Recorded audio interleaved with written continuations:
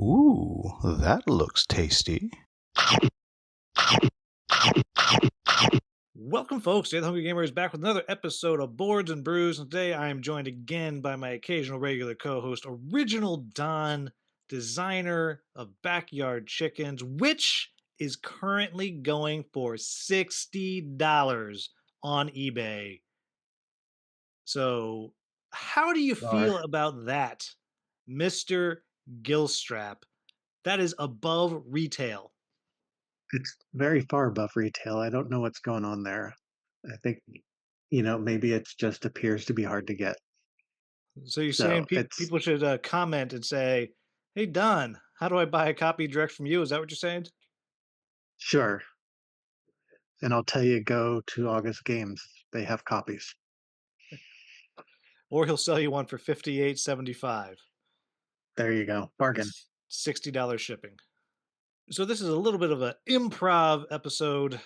Didn't really plan anything, but we're going to work through it. So everybody, what we're going to talk about today is we're going to give just a very brief games we've been playing recently and something that we're looking forward to playing. Then we're going to talk about my 5 by 5 and Don's 10 by 10 for this year. Last episode, we talked about how we did on last year's. We're going to talk about what we have set up there for this current year. And then we're going to wrap up by talking about Ticket to Ride Legacy, which we just finished after about 16 months of playing a 4-player game. And that's where we are.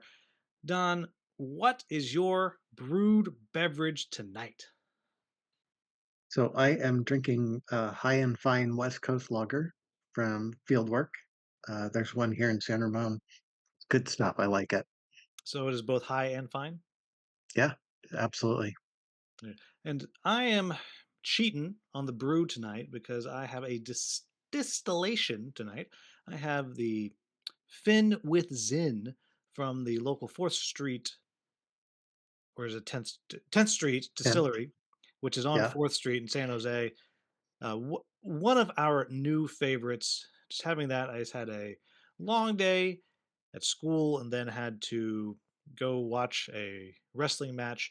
Which, like, I'm all there. I'm all about supporting the students, but wrestling is not interesting to me. It just I'm watching and they're just like struggling, and then suddenly whistle and someone's been pinned, and the next thing. But credit to our team, we whooped them. Like, I thought we whooped them, but I wasn't really sure how the scoring works. So I went and I asked somebody after. I was like, "We won by a lot, right?" Like, "Oh yeah." I was like, "All right."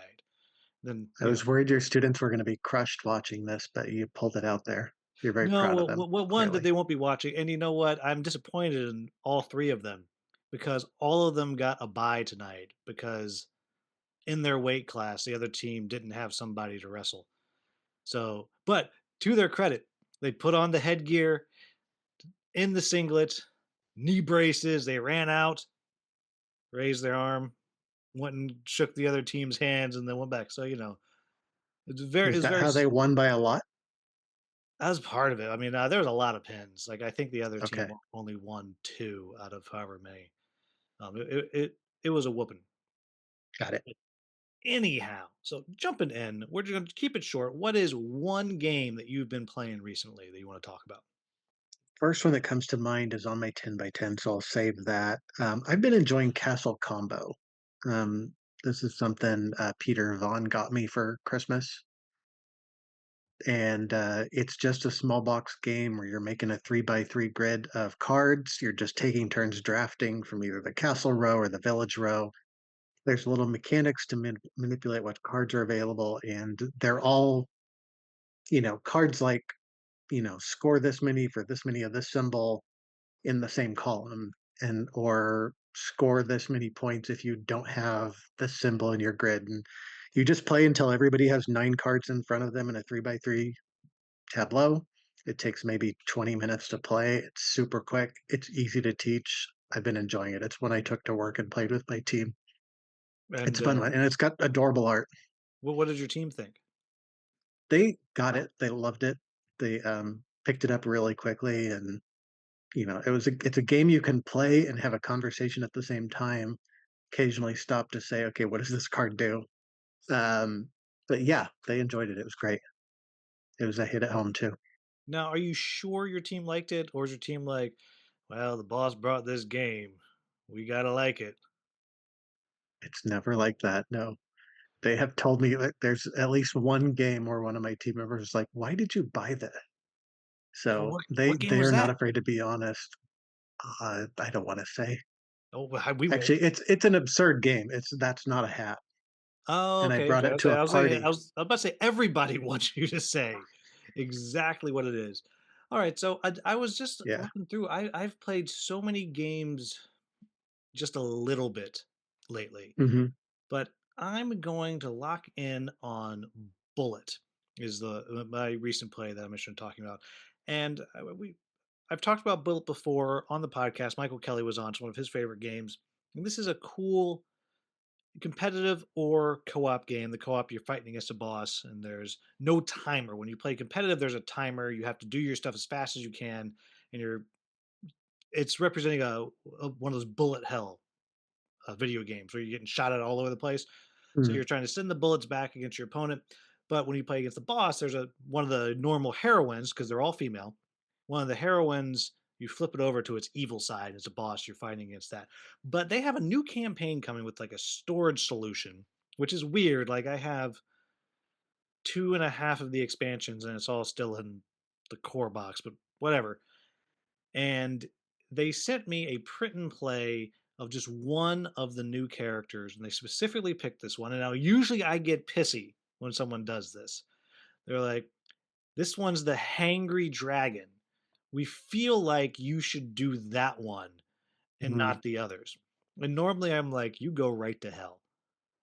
No, yes, oh, it's hungry. I get it, but let me tell you, it's awesome. And the best part about this one character is so my wife loves this game. She usually does not let me play when I set it up because I'm not good enough.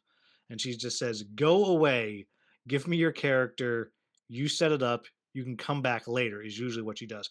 But this character is one that she would hate because you have to push your luck with your health because every time you get Mm, hit, you turn into a dragon. And when you turn into a dragon, everything is easier.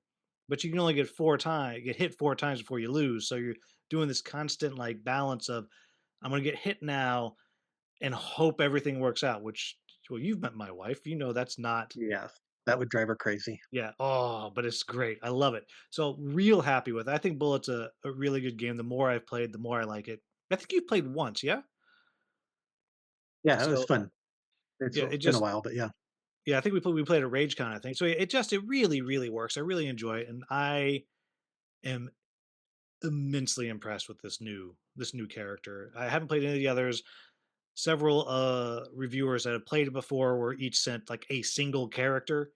So, you know, who knows what it's going to be. But yeah, so we really really enjoyed it. I think it's hitting game found in like 2 weeks or something, I don't know. But all right, what are you looking forward to playing next? What's the next one you're like, "Oh, I can't wait." Gosh, so I have a game night scheduled next week at work, so I'm looking forward to a lot of lighter stuff for that. They really enjoy things in rings. The folks at work, that's been a big hit there. I There's something that I've been dying to show them, and it's escaping me now. I just got Perch from Inside Up Games. I don't know how it plays. It's been so long since I backed it.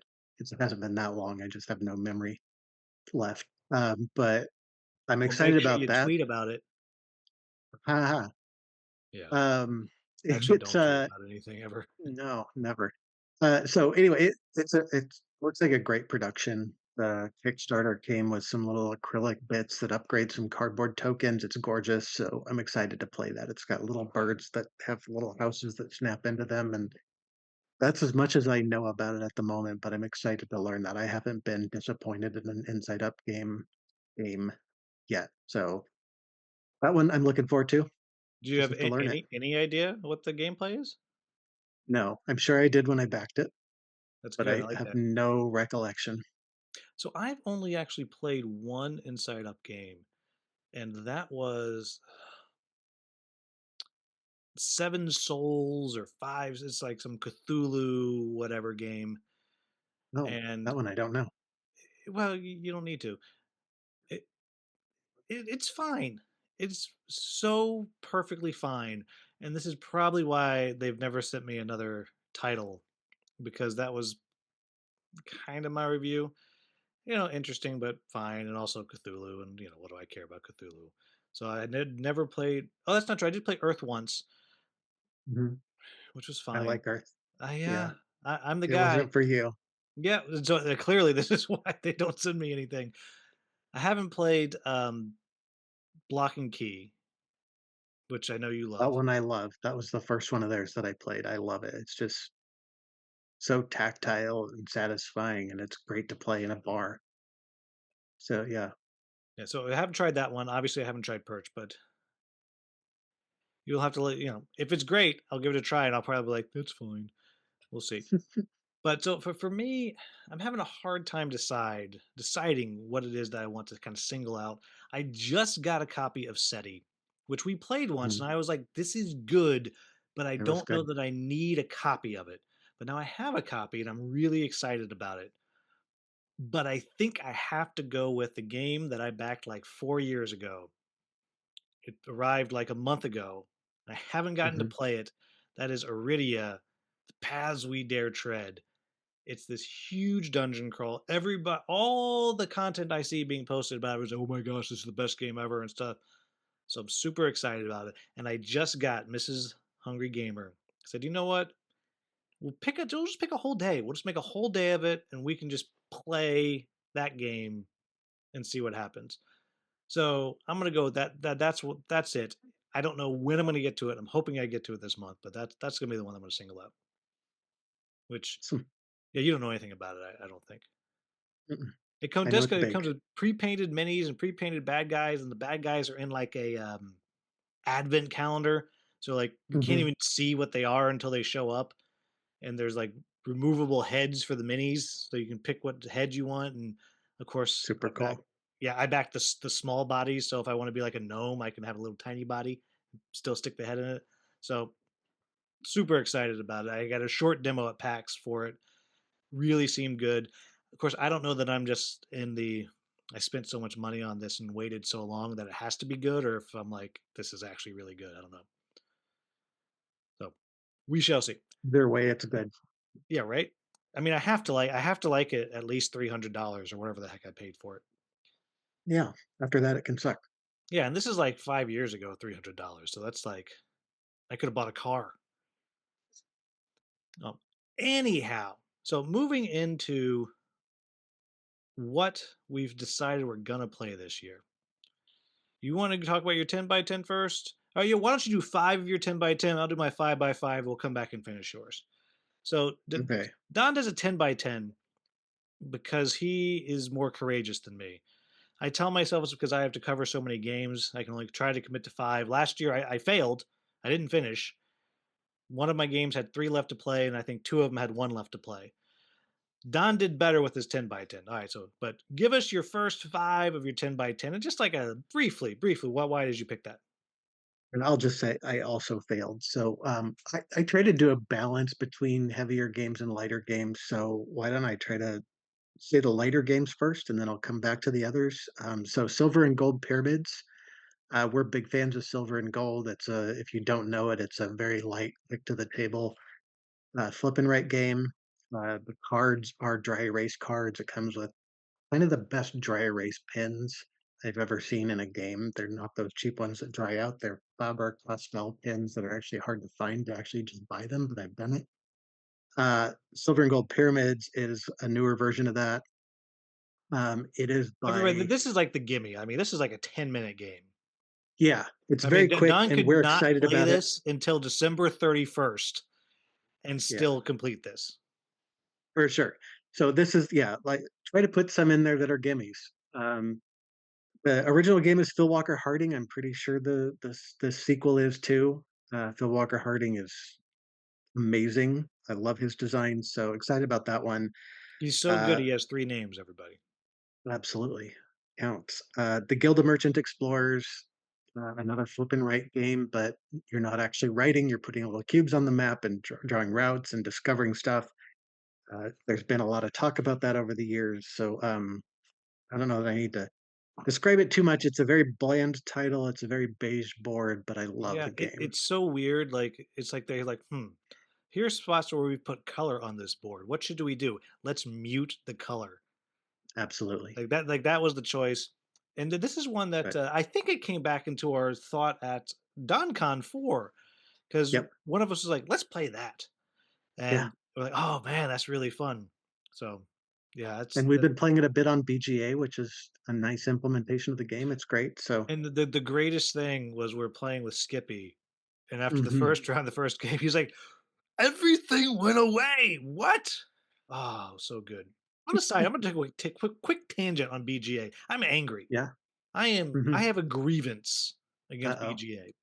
What happened now? Rats of Wistar is the worst implementation of anything in the history of the world. It is terrible. I I It's too don't bad. want to play the game in meat space now. I don't want to see the game.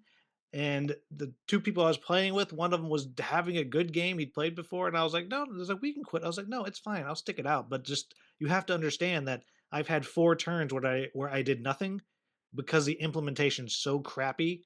I thought I did Mm. something, but actually did nothing. Angry about it. Sounds nice and frustrating. Anyhow, Uh, back to your glory. what else do I have on the list? It's Light Harmonies, which you got me for Christmas. This is a great game, pattern building, like drafting, different ways to score. Really enjoying that. Fromage is kind of the game I'm most excited about lately. It's a beautiful little round board that rotates, and you're always working on one quadrant, and you're making cheese, you're getting supplies. It's a point salad in a 40-minute game. It's just great. I've really And enjoyed that one. the best part about this, everybody, is so Don will never brag about this, but Don is a woodworker. Like he's a Jesus level carpenter here, people. He made Hardly. well, look, no one ever said that Jesus was a good carpenter. Like, let's be clear. Well, if Like, Jesus had no straight angles, then yeah, I'm a Jesus level carpenter. Go there ahead. you go. He made his own board game table for it, but Don made a Lazy Susan. It's like, I don't know, a 12-inch diameter Lazy Susan, maybe. Something like that. Maybe 18. And it was made for this game. He didn't know it when he Yeah, made it it, was great. but you put this thing on this Lazy Susan, and it's just like the clouds part, and the single beam of light shoots down through them through the window and just glows on the table with this game. And also, it's a very fun game. This is one that Peter Vaughn got me for Christmas, and we played at Mhm. DonCon 4, and Don immediately was like, "I have to have this," and went and got a better version than Yes. mine. I did get the fancy version. It comes with a neoprene mat that's round that goes under it with beautiful art on it that you immediately cover with the board. But it has sort of a little pin mechanism that goes through the mat to let the board spin on it. You know, it works just fine to just put your fingers in the little notches and turn it, but it's just nice to have that little mechanism in there too. So those are kind of the four lighter games. Feast for Odin is on there. Yeah, So because that's a far, light game. my wife has had a kick 2 years in a row now. Last year it was King Domino just because she wanted to throw out something light, and that one we did get 10 plays in. Feast for Odin is one she threw out half as a joke, and I said that's going on the list. She likes the game. Every time she finishes playing it, she says she hates it and never wants to play it again, and then she really loves getting back to it. So she is determined to get 10 games of that in. And she even suggested playing it tonight, and we just didn't get to it yet. But we'll probably get it in this weekend because she said we need to play it every month. And we're gonna fail January, but we might be early February. Yeah, So this one I've only I'll played stop this there. one. I played this one once with you on BGA, and I was like, I just started clicking. I was like, what the crap is happening? Yeah. Okay, I got fish. Maybe I don't know, but it does look It really nice on your shelf because they did the art where the boxes, the core mhm. box and the expansion, like you put them together, you have like one continuous piece of art. So it's got that going for it. It's pretty brilliant. Yeah, it's the only game where I really want to have the expansion there next to the original box and not try to shove it all into the same box. So yeah, that's on there. We will get that one done for sure. It's certainly one of those games where like you complete feel like you're completely at sea for like 80% of the game, and then suddenly it all comes together at the end, and there's something just really satisfying about that. All right, so my first one, I'll start with to go with the theme. So my wife picked one as well. And this is a tough one. And Peter Vaughn, you're on notice because she picked Critter Kitchen, Mm, which I don't have at this time. Maybe I'll have it in February. I don't know. I hope because we got to play it 5 times. But she loves this game so very much. mm. And she was like, "Oh, Critter Kitchen." I was like, "Now it means we got to play this 5 times. You got to commit to it." She was like, "Well, yeah." So it's gonna happen. We shall see if it ever shows up. I'm sure it'll show up, but like people in Canada are Right. getting it. How come we don't have Okay. ours, Peter Vaughn? To So be fair, it's projected for February and it's not February yet. So, look, pretend I'm a $1 backer, okay? I'm angry. okay. I want it now. I want it yesterday. Complain away. Yeah, it Yeah. ruined my Christmas. I think you should complain about the production quality right now when you don't even have the game yet, I if you're will. gonna be It's a $1 terrible. backer. It's Yeah. terrible. It's like I have nothing. That's how bad the production is. It's like I have nothing. Anyhow, so that's one of them. Then next one I have is the aforementioned Iridia Mhm. because I paid You so paid much for this $300 game. for it? I'm gonna Yeah. I'm gonna play 5 missions. Like that is a given. $60 a mission, it's a bargain. Yeah, oh gosh, I gotta pay like 30. If I play 30, that's still $10 a game. Oh gosh, I gotta commit to this thing. So next one, the next 2 I think are easy. Mhm. Tales from the Red Dragon Inn, that's actually my gimme because my occasional regular dungeon crawl group, we finished shit. We played all of Gloomhaven. It took us Yeah, like get two me and a one of those half years. groups. We Yeah. played all of Jaws of the Lion. We did all of Wander the Cult of Barnacle Bay. And now we're into Tales from the Red Dragon Inn, which all of us think it's the best of all of them. And there's another like 12 missions we have to go before the story is done. So that's the gimme. We've already played twice in January. So that one will definitely happen. Next is Conquest Princess, which everyone Mm. knows is my game of the year. And well, again, that's also we've already played twice just in January. And I think I played 3 times in January, but I made my 5 by 5 after one of them. And there's still 5 different scenarios I haven't done yet. So that one feels like a gimme. The next one's the hard one because I had to drag you into it. And you might have been drunk at the time, I don't know, but you agreed that you're going to play Divinus with me, which is Oh, yes. it's a legacy.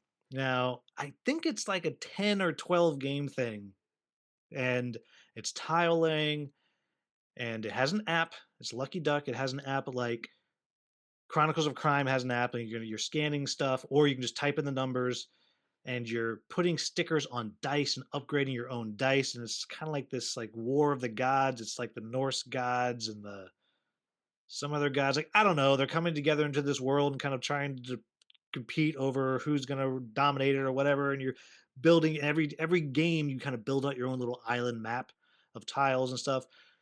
And when I previewed it, they had like 3 or 4 missions or games in a row you could do. It was really clever. It was really fun. So that's my fifth one. That's going to be the hard one because We're gonna once you make it stop, happen.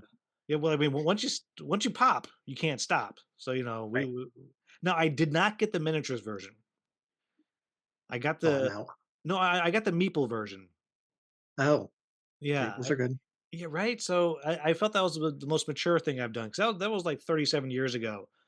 Because God love Lucky Duck, but man, they do take forever to deliver Mm. anything. So that's my 5 by 5. I'm more confident this year. I think if any of them goes poorly, I think it'll probably be Divinus because you're like I don't like this, which I wouldn't suggest it if I thought you wouldn't I like it. like tiling. Yeah, that's my thing, and you're not anti-app, so Yeah. it's either that or Critter Kitchen just doesn't happen because Mrs. Hungry Gamer's busy, and we don't ever get to it. But all the others I think are gimmies. I think so. I am confident I might be done with this by RageCon. Oh, It's possible. It's possible. All right. So finish this that's off bold. with your last 5 because you are not going to be done by RageCon. And I actually, yeah, I just have 4 more. 'cause I have left an open slot on my list. Because I ended up discovering a game, Nice Tower West in March last year and just decided that was going on the list, and so I had to kick something else off, and so I decided I'm gonna have a to be determined slot, so So let's there's start that. with your to be determined. If you had Okay. to pick a game right now that's not on the list, like what are some of the ones that you might throw on there? Oh my gosh, that's a These are tough hard question. hitting questions, you know. Yeah, I'd be tempted to throw Divinus on there since it's a 10-game campaign and be like, "We're gonna get all of that done." I'm a I'm fan of not gonna that. do that. Uh, I'd put Dwellings of Eldervale on again just because I love that game, but, one of my next games is Andromeda's Edge, because I felt like that's just ever so slightly harder to get to the table, and so I should challenge myself to get that in 10 times. I am no Mark Dandridge, who has already played that game 100 times in less than a year. He is the star of the Facebook group for Andromeda's Edge. If you haven't been there, it's just insane how excited he is about the game. He has hundreds of plays of Dwellings in too, I think. 500 Yeah, games of it. something like that. Like he had a challenge to play it 500 times last year, and he did, Yeah, which is Meadow would be an interesting choice because that's Peter right. got me the storybook for that, so that might be one. I don't know what else. Um, Federation, I just love. That's the game I discovered at Nice Tower West last year, and I could play that any day. So it was on the list last year. I think that was one of the ones I actually got 10 games in, even Yeah, though I I think that was didn't actually learn it your until March. replacement.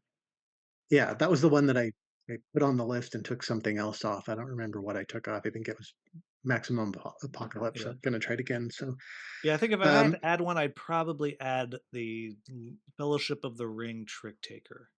That's hmm, probably the one I'd add because we played that with Peter at DonCon, and it was really clever. Whether or not yeah, it'll feel really clever all the way through, I don't know, but, like, we played 3, and I would happily play at least 2 more, so there's my 5. yeah. So clearly, I don't have a good answer for what would I add, but that's why the space is blank. I've roughly decided I'm gonna just pick something in March.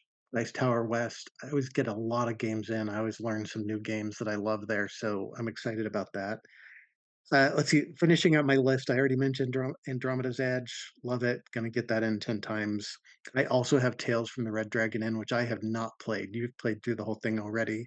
No, I've Um, only I I'm, like, 2/3. I think we just finished oh, I mission thought you 3. finished it. Okay. No, no, no, no, because I would be done if I was soloing it, but I had played through 4 or 5, and then we decided we were gonna do it, and they loved it, so I was like, "Okay, this is gonna be the Okay. thing." So, we've played through 16 or 17 of 25, something like that. Okay. So I don't know if I'm gonna attempt to solo that. I would much rather play with at least a couple of my kids, but getting them to the table on a regular basis is challenging. They're adults these days. I have painted the minis for the game, at least the ones that I've seen so far. There's stuff to unlock, but first minis are. I'm almost done with the beer goat, which is the Yeah. first thing you unlock, but it's not a huge surprise. It comes out right away. You tell me. So I painted that as well as the main characters. Clank Legacy 2 is on there. I've just finished painting the minis for that. So the kids have all agreed to play it. So it's just picking the first night to get started, and we're going to get through that this year. So I have 2 campaign games on my list, which is going to be an interesting challenge. Wait, I feel like campaigns are either a really good choice or terrible. Hmm. I mean, I Yeah, have yeah, 3 of my 5 are campaigns, so we'll see. And yeah. so what's your last one? The last one's Freedom 5, which we played at Christmas. We played it. You and I have played it a couple times together now, and I've played it a couple times with the kids. So very excited to play through the campaigns on that. We really, really enjoyed that game. So I think that one should be doable, but that also feels like a third campaign, so I gotta get going. I do have 8 of 100 plays in already, and that's better than where I was at last year at this Good time, job, so 8%. That's good. That's good. 8%. yeah, I have 4 of 25. I'm not a math guy, but I feel like that's better than 8. I think it probably is, yeah. Yeah. Twice as good. Yeah, 16, that'd be amazing. The Freedom 5, I feel like of your whole list, that's probably gonna be the hardest because 'cause you're not gonna wanna solo it. right? And that's Definitely going to not. be your downfall, because if you already have to get all the kids together to do Clank Legacy, that's Mhm. already going to be a challenge. I don't think your wife's going to like it, Freedom 5, very much. No, it's not her kinda game. Yeah, so basically, yeah, that's going to be the tough one. Like, I'll play it with you, but I mean, I don't know, I'm going to play it 10 times, but I'll play it Soon with as we finish Divinus. That's true, so we better get on it. Yeah, All right. So, so that's my list. all right, so that's our list. Everybody down in the comments, if you are still with us, you haven't been bored by our blathering. What are the games, if you have a 10 by 10 or 5 by 5, or you're one of those crazy I saw somebody that was doing a 20 by 20 on board game. I was Nice. like, you are there's no way. There is no way. But whatever. If you're one of those people, what do you have on your list? I'm always interested to know what people think they can get through. I actually thought this year I was going to put a bunch of quick light games on there. Like if I was smart, I would put Mouse, Cheese, Cat, Cucumber on there. I would put the new one that they have coming up, Kaiser Cucumber. Like I could knock those things out, both of them in an evening, no problem. But nope, I Feels will. like yeah, it feels like cheating on a 5 by 5. Yep. How dare you? But so Yeah. I got these big, long ones. But when we come back from our little break, everybody, we're going to talk about Ticket to Ride Legacy. Don't worry, we are not going to start with any spoilers. We will tell you when the spoilers are about to start. So you don't have to worry about that if you're curious. But before that, how great is our sponsor, Noble Knight Games? They're just awesome. They're selling your game for $60, Don. They are. They're So they're fantastic. yeah, Best they're the people best. ever. Yeah, you can check down the description. You'll find a link, my affiliate link.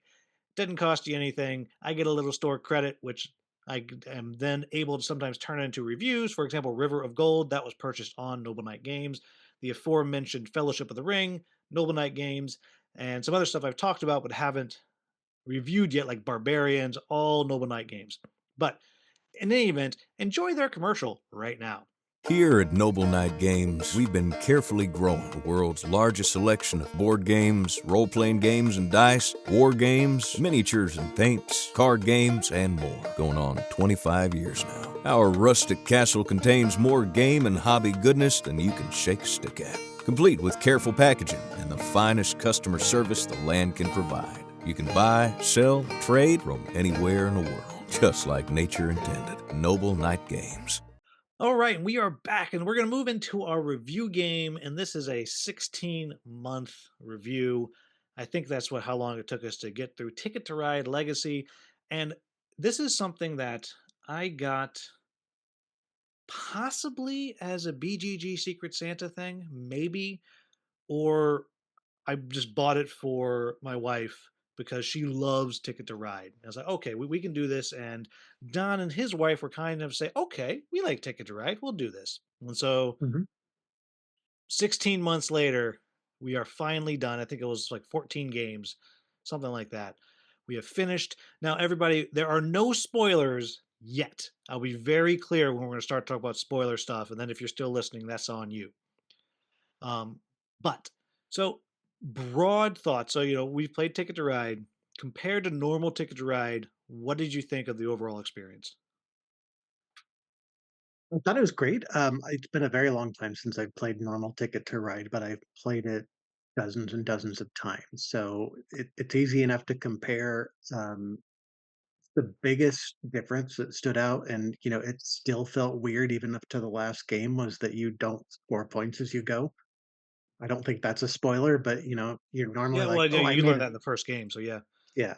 Normally it's like, oh, I made a six train, connection, so I'm going to get a bunch of points for that. And this one, no, it's just you've advanced that route that you're trying to build. So that, just getting, I don't know, it's just a mental thing every game that it's just like, oh no, I don't score points. I'm just trying to do something for the end game. But it wasn't a bad thing. It's just never really left my mind that that difference was there. Yeah, well, and the other thing that was different that even to the last game, I had to keep looking up is you start with a bunch of train cards. And in normal Ticket to Yeah. Ride, unless I'm crazy, you don't. Like you start with nothing, and you just Yeah. I'm not sure. are drawing cards. But that's my memory. And but yeah, the whole Hmm. time you're just kind of building up. making money by completing routes, and then based on and then you get extra money from the very, very beginning. If you complete a route in your color, then you get paid a little more money. Yeah. But kind of the other big difference, obviously, is the first game you play, you only have like I think it's the Northeast, maybe. It's Hmm. like New York up to Maine, and I think it goes down maybe to Maryland and over maybe to Ohio, like something like that. Something And like that. then yeah, then Yeah, it's a very small map. I it's think that super game was tiny. over faster. Yeah. And you Yeah, start it's with like fewer trains, yeah, you know. it's like a 25-minute game the first time you played. And Hmm. then every game you add one new section of map that is whoever I think it's whoever wins. It's whoever wins or whoever loses gets to pick the new section of map.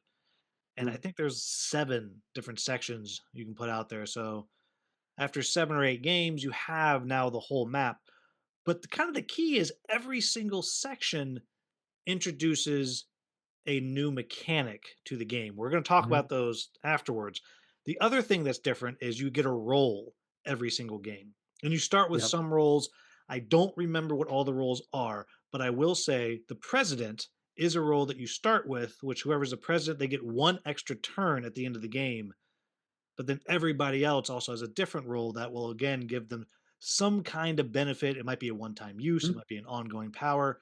And so that kind of changes it up. So overall, I enjoyed it. I enjoyed the introduction of new things every single time.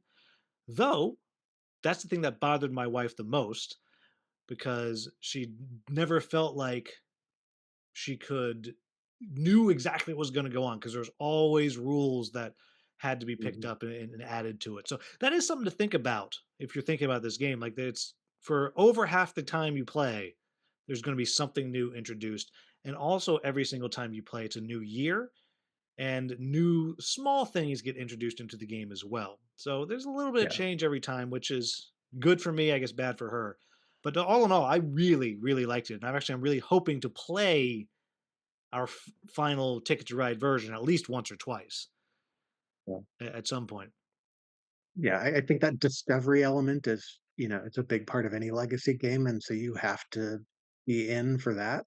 You're never gonna be playing the same game over and over again, so you're not "I'm gonna be better this time because I know what my strategy is gonna be because the conditions change, and it's part of the experience. I Yep. like it, it's fun. It was hard to keep track of some of the rules, but overall, it was great. It was a lot of fun. I was never bored with it. I was excited to finish it, and And that's I not really, always true.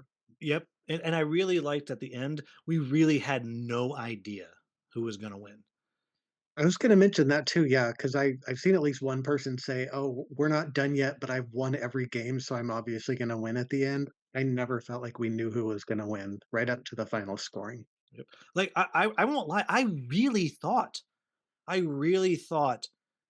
that I was in contention to win. I really thought I was like, okay, I might have this. And listeners and viewers, so I was a distant third. Don also played, and I knew I our wasn't in contention. and our wives were 10 points apart, and final scores were in the were 1,000 plus. Yeah, Like that part was fascinating. yeah, and like just real clever. I really there was enough variety in the in-game scoring that I felt like I couldn't figure out what it was going to be. Maybe had we played faster, like if we played the whole thing over the course of like 3 months, maybe we would have known a little better. But Maybe. again, last spoiler free thing I'll say here. A lot of the scoring conditions that get introduced as you add new sections to the map, and for one of a better way to say it, they run out. Like Mm. they're there, they exist, and you're doing them, and then they will run out. And depending on how fast that happens, like you just will forget that it's there, and then suddenly the in game came, and then I was feeling really good because I was up by 100 points because this thing we'd forgotten about. And then another thing that we'd forgotten about came up, and suddenly I was down 200 points. So pretty darn clever. All right, so everybody, this is where the spoilers are about to start. So if you don't want to hear this, stop when I say that word stop again after this.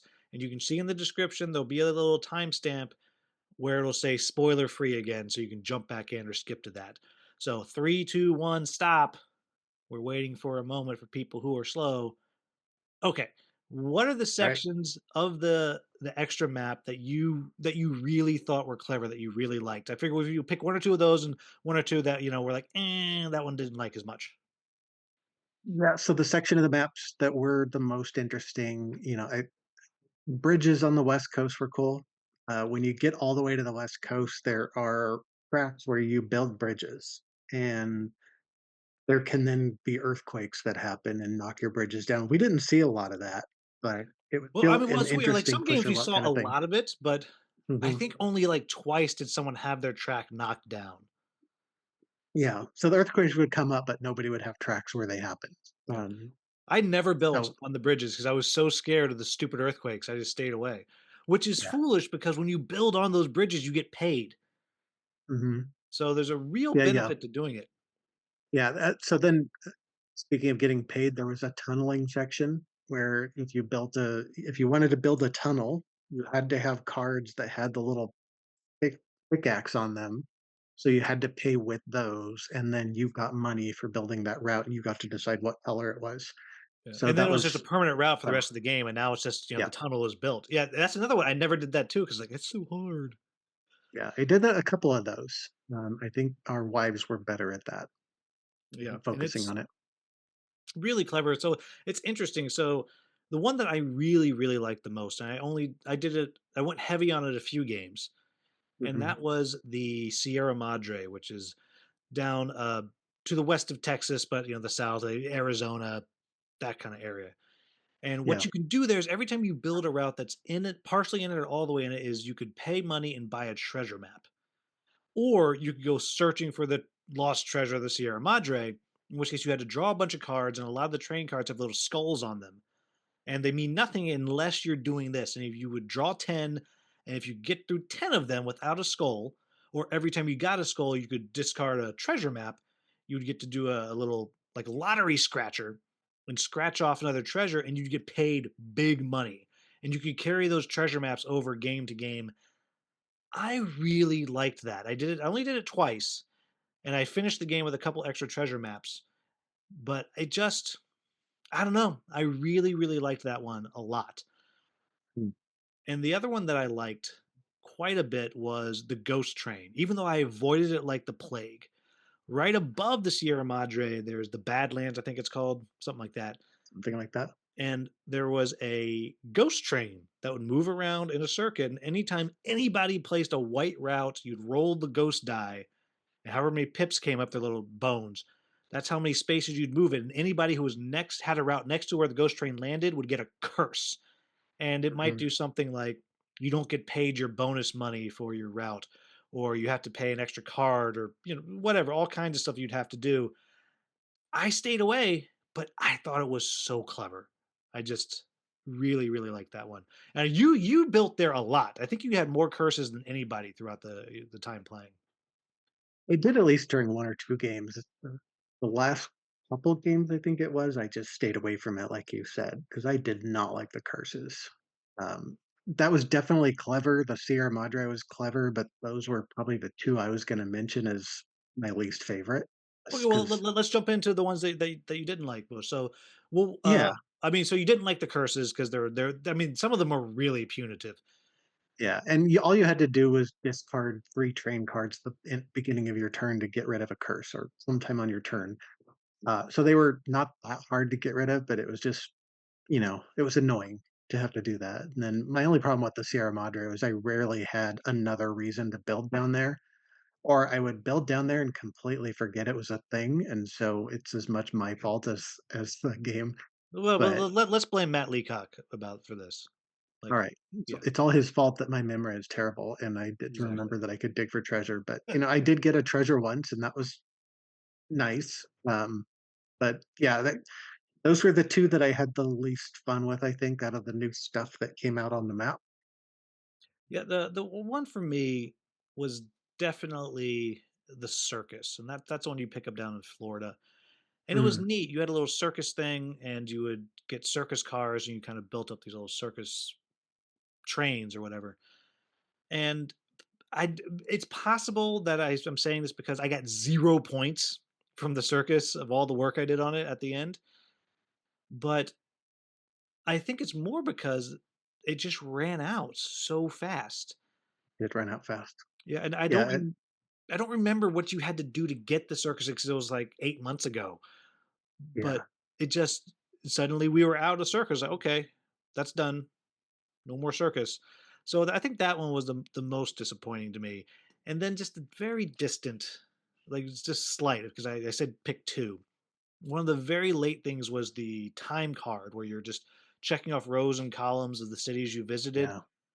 And to be fair, our wives both got, 30 to 50 points, but Mhm.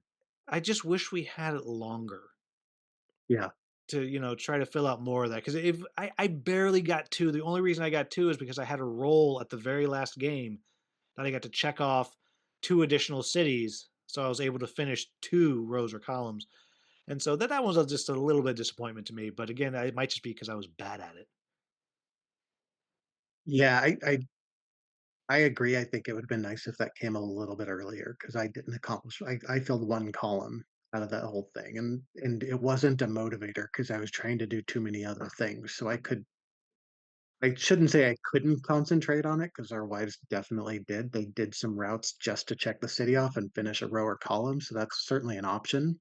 I just was always just, "I've gotta finish my train cards. I've gotta finish my route cards." So, yeah, that one was interesting, and, you mentioned the things that run out, like the circus train, and, I was gonna come back to that because just, it one thing that's nice about it is, we talked about how new rules keep getting added, new mechanics keep getting added, and it was nice that some of them would run out, so you're not constantly having to remember this growing pile of stuff, but I agree the circus train ran out really fast. I think it lasted like a game and a half, Yeah. I if mean, that, like the and stocks, that was the other one. That one yeah, felt good. that one Like that ran was out like pretty three or quick, four but yeah, games, and it yeah, ran out. And it felt like it made sense because it ran out around the time that we finished the board. So I was like, oh, people bought this stock. yeah, Um, and again, I don't remember what you did to get the stocks, but yeah, the stocks were fun. I got a bunch of points for that at the end of the game. yeah.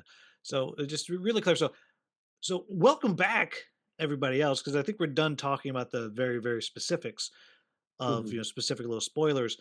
But so, and I'll jump in first here of kind of what I think the biggest drawback of the whole experience for me was it was hard to know what to focus on. And mm, it's hard to have that criticism because I felt like while I was playing, I knew what I was focusing on. I was just wrong of what I should be focusing on. But now looking back, I'm like, oh, I should have been focusing on this thing and that thing that I said that, I didn't like because it ran out so quick. And I focused on that also.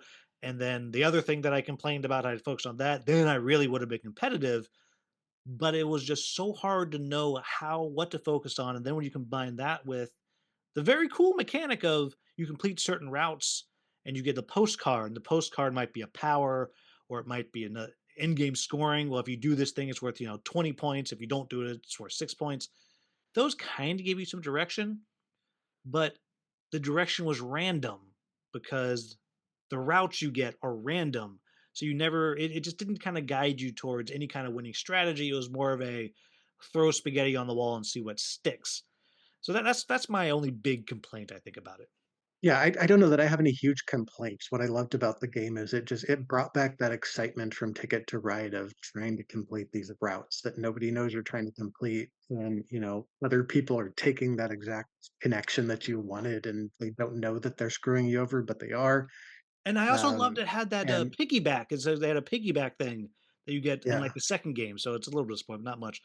Where like once per yeah, game, you can be like, you know what? I also have this route. yeah.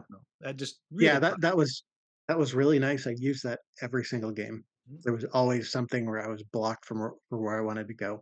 So I don't know, just bringing back kind of the magic of the game. I know it's an old game and there's lots of newer stuff out there, but Ticket to Ride is a classic. It's great. I always loved it. So it was really cool to have a new experience for it. I'll say the story wasn't super compelling if I'm gonna come up with a complaint, like, Oh and yeah, the that's story. So everybody, the story. There's an overarching story, and you learn at the beginning about Mama O'Connell. And we were halfway through the last game. I was like, oh, I forgot to read the story, which yeah, had this somewhat clever little puzzle that you yeah. could do. And whoever solved it first got 40 points, which was, as we said at the end, we're over 1,000, so not a huge deal, but it felt like a huge deal at the time. But, So, yeah, it's just yeah, but yeah, I forgot about it because the story wasn't really compelling, is why I forgot. Because who yeah. cares?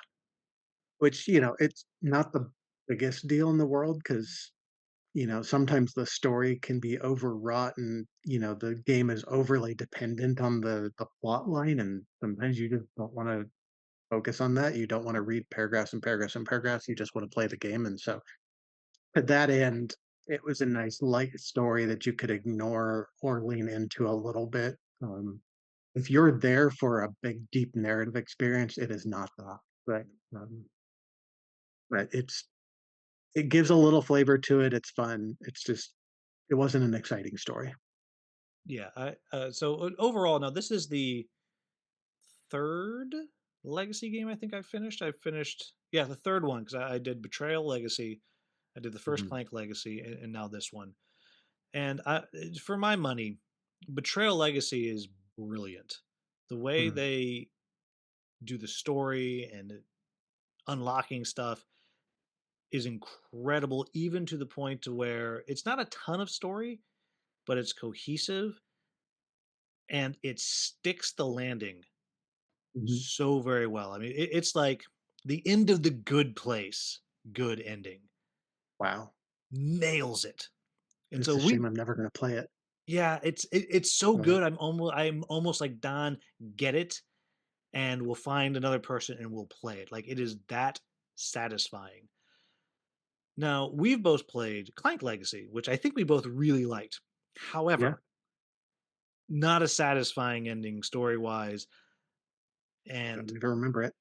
I will say my group, the very last game, there's a condition that it's story based and you're supposed to do it, and we failed to do it. And it was Mhm, like, play it again. And we were like, go off. Like we were just like, no, we did it because we don't care. yeah, Had the betrayal had that, which it wouldn't because as I said, it stuck the landing, we probably would have been like, okay, we'll do it again because we were like, oh, we're in it. Ticket to Ride is closer to Clank Legacy in that sense. It's not about the story, but the mechanics is very sound, and I legitimately am interested in playing the game again. So, like our final version, like there's a little bit of setup stuff we have to do to fix it, but yeah, I thought it was really clever. I think yeah, anybody who enjoys Ticket to Ride has a couple people. I think it would still be satisfying at three. I don't yeah, think it'd be as absolutely. satisfying at 2, but, still as satisfying at 3. I think it's absolutely worth it. There's enough clever stuff in there, I think. Yeah, I enjoyed it. I'm glad we did that. I loved it, yeah. Alright. So, we've reached the time, Don. You told me before we started you didn't have anything, but you've had about an hour to come up with your gaming words of wisdom for episode 48, 47, 49, 52, somewhere around there. Whatever it is. The world is a mess right now, so my general life advice is make sure you're taking time for yourself, and one of the best ways to do that is to play games with people you enjoy, so this is a good hobby for taking your mind off, um, I know, I can't think of light words to use, The but the the just the stressors of life. yes, particularly this world, this month, there are horrible things happening, and so you need a distraction now and then, and this is a good one. That's all I You know got. you know what a good distraction would be, everybody? Hmm. A $60 copy of Backyard Chickens. That's what There's I'm only doing. one, you gotta get it quick. That's true. There is only one out there. Go pick it up. But all right, so Don, thank you for joining me. You know what? In about 8 months' time, we can do this again and talk about Divinus, maybe. Absolutely. See if we get through it. But everybody else, as always, thank you so much for watching or listening. As always, you can find a link to get Backyard Chickens down in the description. You should pick it up. It's delightful. It's charming. I believe that was the word I used like 19 times when I reviewed it. And as always, if you enjoyed this video, please like, subscribe, share, maybe become a channel member, which is great, right, Don? Absolutely. There you The go. best thing since a $60 copy of Backyard Chickens. Wow. Which is the best thing since sliced bread. Absolutely. You know, Betty White, I believe, liked Backyard Chickens. We can't confirm or deny that, but I believe she did. I bring up Betty White Okay. because she was literally older than sliced bread. Ah, Yeah, that's why so she knows. that's why I bring her up. Like I always kind of wonder, like, was the public like, "F you doing slicing my bread for me?" Or were they like, "Why have we not done this before?" I'm guessing it was the latter. You know, I, that's you know, like, I think there was probably a whole generation where it's like you lazy so and so's having somebody slice your bread for you. yeah. So I feel like that is the miss that, like, that's what we should have been asking the greatest generation.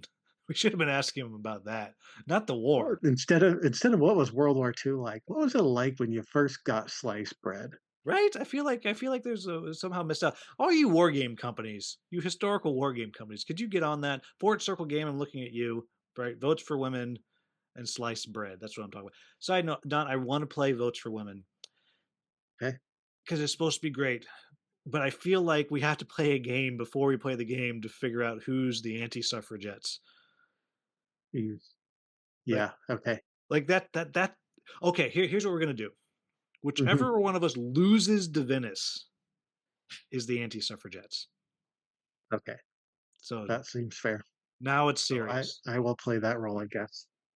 First Don's gonna game of play. Divinus or all 10? Oh no, the whole the campaign. Yeah, Okay. So someday we will play Votes for Women. Got it. yeah.